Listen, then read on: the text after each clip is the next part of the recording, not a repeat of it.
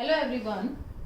In this video I am going to explain how we can find the cost price when selling price and profit percent or loss percent are given. So there are three methods. First method is algebraically. You can use algebraical method like let CP, that is cost price, be X, and we know that profit and loss percent always calculated on CP. That is why profit is 12% of CP, that is 12 upon 100 X. Now we are given SP and we know that CP plus profit is equals to SP. Now we have CP as X and profit is 12 upon 100 X is equals to SP is already given 1680. Now simplify this, you will get 100x plus 12x is equals to 1680, and that becomes 112x upon 100, that is 1680, and then you can transpose the value and find transpose this 112 upon 100 and find the value of x, that is this 15, x is 1500.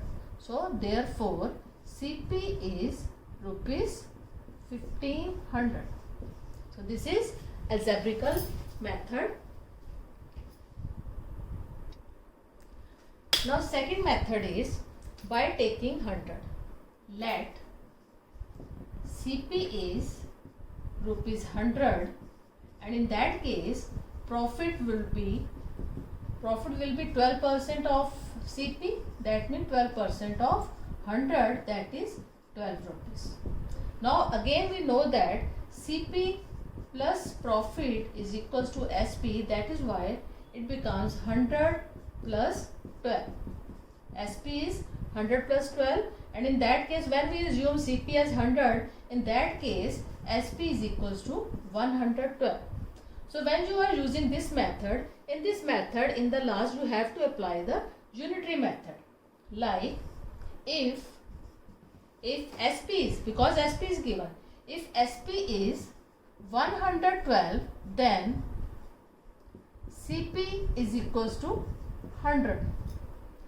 If SP is 1, then CP is equals to 100 upon 112, and the final whatever is given.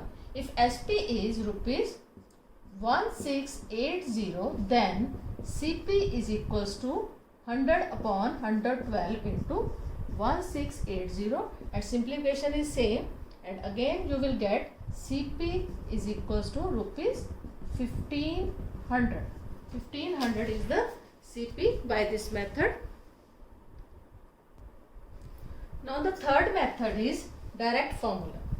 You can use direct formula, that is CP is equals to SP multiply 100 upon 100 plus profit percent, and in case loss is given, in that case it will become SP into 100 upon 100 minus loss percent.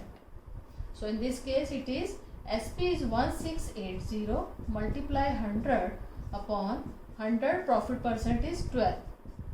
So it becomes 1680 multiply 100 upon 112. Again you can simplify and you will get CP is equals to 1500.